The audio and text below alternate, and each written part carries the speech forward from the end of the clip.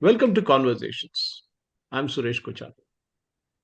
Revolutionaries, they say, are born, not made, but sometimes they live in our hearts forever.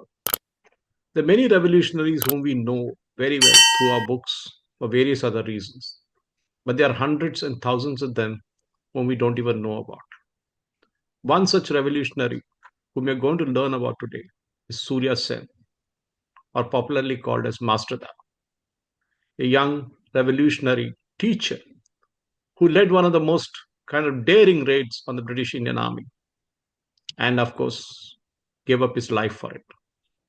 Today, to speak about this and more, I have with me Giridhar Mamidiji, who needs no introduction, who knows history like back of his hand, and more importantly, he's been there, the place where Surya Sen Memorial is there in Chittagong, the place where he was born and where he was martyred.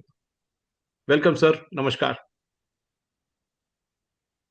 Rishi, namaste. Thanks for you to calling me on your show, and I'm privileged to be part of your show. Thank you, sir.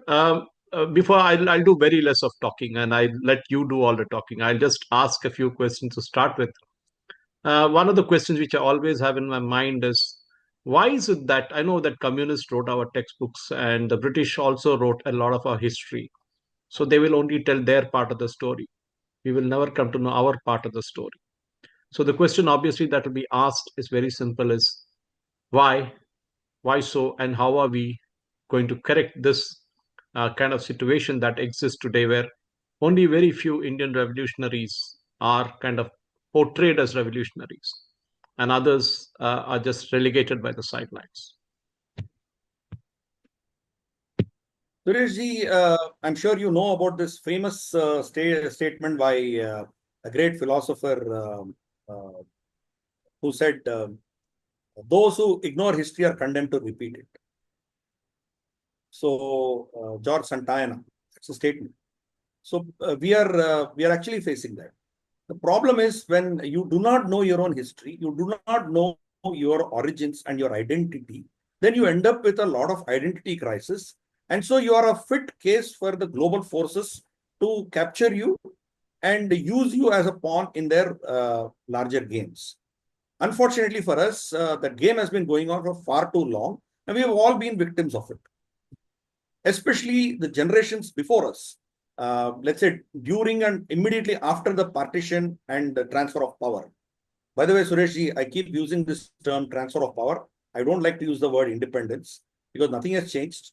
Only the white babus have given it to the brown babus. Same law, same policies, same ideology, nothing has changed.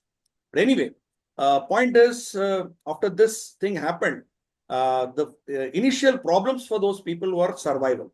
They had to survive, economic survival, guzara kaise karna hai, how do we live? That was their first priority. So they did not look at all these things. It is your generation and my generation who are actually now trying to rediscover Bharat. So we are now trying to dig up and find out these things, and we realize that we have been dumped with all gobar in our brains. We really have ignored a whole lot of people who have done so much for this country. So it is maybe the next generation from us should actually focus much better than what we are doing right now. So our idea is to pass on the baton to them. But unfortunately, what we see is the kind of media entertainment that the younger generation is consuming. They are completely not bothered about history. They are not bothered about what happened. And so there have been some so badly disconnected from our roots that it is very tough to keep them engaged, to bring them back into the mainstream. These are the challenges that I see currently. So, but then I think we'll keep on doing our little bit so that we'll be able to at least motivate a few from the current and the coming generations to look at these great Bharatiyas of the past. So you spoke about... Yeah, Girtaji, sorry interrupting you there, but you rightly said, that we need to do our bit. And I guess it just struck me while I was doing, I thought this was a one-off conversation, but I think I will keep looking at different revolutionaries, some of which I have read about, many of which you know about. And of course, we will make it a series so that today's youngsters can learn beyond the history books, whatever they're learning today. And I think that is very important because history books teach us only what is written there. And that is what is a tragedy of it. Surya Sen, today's topic of discussion that we have, is somebody who's not known at all. One, he was not technically a part of what is now called India. Of course, you never call it as independence, but before independence, of course, he was a part of the greater India, or whatever you want to call it, Dakhan Bharat. Uh, Born in Chittagong, martyred in Chittagong, as I mentioned before. But very few people know about who Surya Sen. Can you take us through who this revolutionary was and what was his life like, sir? Master Surya Sen, Master Da, he used to be called Surya Sen. He was a faculty, he was a teacher, but he was with Indian National Congress. And he realized that just merely asking for more rights, asking for more, what do you say, autonomy is not going to help. We need to get rid of our country, of these foreign rulers. So he organized an Indian revolutionary team, Indian Revolutionary Army, he called it, and a bunch of Bengalis, Eastern Bengalis. Unfortunately, today that's all part of Bangladesh. So he organized a whole bunch of people to do a surprise attack on the British defenses, British police, their ancillary units, capture arms and ammunition from them, and then take this further up. In the process, he actually planned to cut off their telecommunication, telegraph, railway disruption, so that they don't get support. And that too, this was in Bengal, in Eastern Bengal, quite remote. From Kolkata was quite focused on the rest of the country, be it central provinces, be it Delhi, be it Punjab or Madras presidency and Mumbai presidency. That's where they used to get all the money from. So they were probably not that aggressively focused on the east of Kolkata. So in Chittagong actually had huge population before partition. Even now, Chittagong has a significant population of Hindus there. So then he organized a raid on 18th April 1930. He and his revolutionary team, they raided the police lines, and they killed about 12 of them. 4 or 5 of their revolutionaries also got shot, and they raided a club. I mean, this Britishers club they raided, and unfortunately for them, they could get the arms, but they could not get the ammunition. Ammunition was securely stored, so they could not lay their hands on the ammunition. So what Master Da Surya Sen did was he hoisted the Indian flag there, took a salute there, and he declared, an independent republic of India. So that's a great thing that he did in 1930. We are talking about 1930. So almost we are talking about really 100 years back, literally almost 100 years back. So that's what he did. And so he was a very respectable teacher, Master Da. And then he took to such a revolutionary action, seeing the failure of Congress in pushing the British beyond a point. We all know that it is the pressure of these revolutionaries that finally got us the independence, not the Congress. Congress, after 1942 Quit India movement, there was no other movement that the Congress had taken up after that. So Congress claims that we got independence because of their satyagraha struggle and all. It was all humbug. We now know it. It was revolutionaries like Surya Sen who created that kind of a scare and terror in the hearts of Britishers. Their families were not safe. They could be attacked. Their armaments, their police lines, they were not safe. Their communication lines were not safe. That is a message that he wanted to send. Unfortunately, since they could not lay their hands on ammunition, they had to disperse into the forest, into the hills, into a lot of places. And British, of course, were very powerful rulers here. So they cracked down. Though their communication lines were all cut, their trains were temporarily disrupted, they could again restore all that back, and they hunted them down. So one by one, they caught hold of a lot of people. Some surrendered, some fought back. In the fight back, a lot of them died. Some of them who were injured were captured and then summarily executed. So it is a brutal kind of a repression that the British unleashed on these people. And Master Surya Sen went and hid in a small village in one of his relatives' house. So unfortunately for him, his own what do you say relative. Uh, One second. His name is Netra Sen, I think. His name is Netra Sen. Netra Sen revealed his location. He said, Mr. Surya Sen is in our house, so kindly come and capture it. 10,000 rupees award was declared by the British. So when he wanted to go and claim it, one of the revolutionaries who were supporting Surya Sen came and chopped off his head. Even Netra Sen's wife did not reveal who that revolutionary was who killed her own husband, because she knew that her husband betrayed the national cause. That is the kind of support Master Da had. Then he was arrested, and in Chittagong jail, he was tortured beyond a limit. The degree of torture that he had to undergo was phenomenal. Finally, on 12th January 1934, he was hanged. But Sureshji, I will read out the one paragraph from his last letter. He knew that he's going to die. I think this is pertinent even today. Look at the kind of fervor, look at the kind of what do you say, emotions they had when they fought and gave up their lives for this great country. He said, "Death is knocking at my door. My mind is flying away towards eternity. At such a pleasant," he says pleasant. So that means he's going to the eternity. And at such a grave, because he knows that he's going to die a painful death. And at such a solemn moment, what shall I leave behind? Then he said, only one thing, that is my dream, a golden dream, the dream of free India. Unfortunately for him, that free India came in bits, and his Matrubhumi ended up in East Pakistan. The sad story. But he wished for a free India, Akhanda Bharat. Never forget the date. He reminded his readers. He said, 18th of April 1930, the day of the Eastern Rebellion in Chittagong. Today, we have completely forgotten about him. We know nothing about him, and we have betrayed his sacrifice and his memory. So he continues. He says, write in lead letters in the core of your hearts the names of the patriots who have sacrificed their lives at the altar of India's freedom. Just imagine, Sureshji, the kind of emotion that he expressed in this one particular paragraph.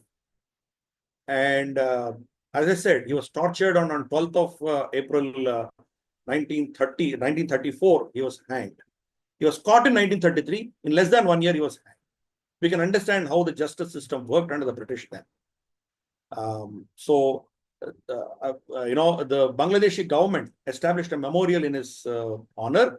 And when Dr. Pranab Mukherjee, president of Bharat, he visited Bangladesh, he signed in the memory book there. I've shared with you those letters. I will share with our message. viewers. I'll share with our viewers. But I think before that, Giridharji, correct me if I'm wrong. He was also involved in another ambush, if you can call it that way. He and I think his fellow revolutionary Ambika Chakrabarti actually looted the treasury of the Assam Bengal Railway for cash because he wanted to fund this movement. And I think that was one of his earliest acts against the British. And I mean, hats off to him because he knew what he was doing and he knew what would be the end result of it. But he went ahead nevertheless and did what he felt was right. More importantly, you also Yeah. spoke about the Chittagong Armory raid. And we know that about 80 British soldiers, I mean, they say British Indian Army soldiers, we don't know how many of them were actual Indians. Even among his team, 12 revolutionaries died. And as you said, many were arrested, and he was kind of also hanged to death along with others. The point is, when you went to Chittagong and when you saw that memorial there, when you even took the pictures of Pranab Das' note in that book, in which he spoke about Master Da and his ideals, what he stood for. How did you feel as an Indian, as a proud Indian, that look, here is somebody who didn't stand the regular part of the freedom movement. Somebody was different. So for me, I also went through the same emotions like Surya Sen. One, it was a pleasant moment for me that I had the great honor of seeing a memorial to Master Da. And till then, I also knew very little about him. While I was going to Chittagong, I had read a little bit about it. But going there was a very pleasant experience for me. That in such a Islamic majority country, still there is a memorial in honor of this great Bharatiya was a pleasant surprise for me and a pleasant feeling for me. Second, it was also a grave situation that he wished for Akhanda Bharat, a free India. But are we really free? One, politically, we may have got a little bit of freedom, but the country is divided. The place where he gave the Balidan, sorry, Sureshji, I don't want to use the word martyr because martyr is again somebody who sacrifices a cause of a religion, whereas let's use our own term. He gave Balidan. So his Balidan was unfortunately lost in a country, a new country called Bangladesh today. Earlier it was East Pakistan. So that was a very sad and a grave reminder for me, but also a solemn moment for me that I was standing in front of a great Bharatiya, his memory, and that I had a duty when I come back to what is today's India to do my little bit to sustain his memory. And you have done a wonderful thing by calling me and asking me to talk about Surya Sen. So when I stood there, a lot of emotions went by in my mind. I had a drop of tear in my eyes, but at the same time, I was also very proud that I was probably one of the rarest persons to have gone there. I appreciated Pranab Mukherjee ji, our president, when he went to Bangladesh. Normally, what such great dignitaries do, they just go to the capital city, shake hands, a few cocktails, and a few public photos, and then you're off. Whereas he has gone so far down south of Bangladesh to Chittagong, and that too, this is not in the town of Chittagong. It is at least about 30, 40 kilometers away from Chittagong. So he has gone there, went to this memorial. That means he would have told the government of Bangladesh that I want to see his memorial. Then he went and wrote his message in the book. So that shows what a great man Pranab Mukherjee was. That he changed a lot of parties. He was in a wrong party, we all know. But still, the great Bharatiya, great patriot in him showed up there. So I felt really proud that my president has come and then acknowledged the greatness of this revolutionary. So all these emotions had overtaken me. So when we left that place, we never felt that we are in a foreign country. We always knew that we were in our great Bharat. So it is sad that it is in the control of people who hate Bharat today. So that's a sad feeling. But as I said, the same emotions what Master Da felt before he was hung, we all went through that. Pain, happiness, and a solemn resolve that we need to sustain the memory of our great uh, freedom Wonderful, fighters. wonderful. In fact, we can go on and on and on, but I think for today's generation who never heard of Surya Sen and his revolutionary acts, as Giridharji enumerated, I will share a few photographs which Giridharji has shared. Also, some of the photographs from the internet where he was hung, the place where he was, I wouldn't call it martyred, as was said, Balidani, as Giridharji corrected me. Often he corrects me on a lot of other things, including my dressing sense. He corrects me whenever I wear a suit. He says, no, that is not the right thing to wear. And I stopped wearing suits, at least for the Indian shows. I stopped wearing it. But more importantly, for those young Indians who really want to know about Surya Sen, the two movies that were brought out. One was Ashutosh Gaurikar directed a film called Kele Hum Ji Jaan Se in 2010 about Surya Sen's life. Abhishek Bachchan Abhishek actually Bach played the role of Sen. And and there was Deepika another Padukone. movie, yeah, another movie, I think, Girdharji, if I'm not wrong, it was Chittagong in 2012, which was directed by Beda Pratap Payne and about Sen's armory raid. And I think Manoj Bajpayee acted in that Manoj particular Bajpayee. movie. Yeah, acted in that movie. And I think very importantly, today's generation needs to understand what pains our revolutionaries went through. We are enjoying the fruits of their hard work. And that I think is extremely important for us to understand and learn from from those martyrs, those balidanis, as was rightly said. And I think, Girdharji, there was also, I was reading that the residential halls in the University of Dhaka are named after him. Please correct me if I'm wrong. Yeah, yeah, and also a road in Kolkata and a few memorials are there here and there. I agree, but as I said, it has been completely ignored from the larger memory of this country. In fact, if people would have visited Andaman Cellular Jail, there were 12 of these revolutionaries were deported for life into the Andaman Cellular Jail. Their names are also listed there. From Chittagong Armory raid, the conspirators, 12 of them were deported. At least Master Da was hanged in Chittagong. These people had to undergo massive amount of torture day in, day out. We all know how Veer Savarkar was tortured. That at least we know because of the movies that came about him and a lot of discussion thanks to Vikram Sampath and many others who have now written books about Veer Savarkar. But we need to also know about the kind of torture that people underwent in the cellular jail. The political, what is the prisoners? I'm not talking about criminals. Criminals also were sent there, but political prisoners. 12 political prisoners of Master Das Surya Sen were also incarcerated there and tortured. So it's a story that we should never forget. And as I said, we should all remember George Santayana's statement: "Those who ignore history will be condemned to repeat it." Our That's true. freedom has come because of the sacrifice of all these great souls, great atmas. So it is our duty to sustain their memory and ensure that this freedom is again not lost on the platter of uh, personal foolishness. Sureshji, I would suggest that we all go for yatras or tours. We go to Ayodhya, we go to Kumbh Mela is going on, or maybe Tirupati, Kashi, Mathura. A lot of Char Dham yatras.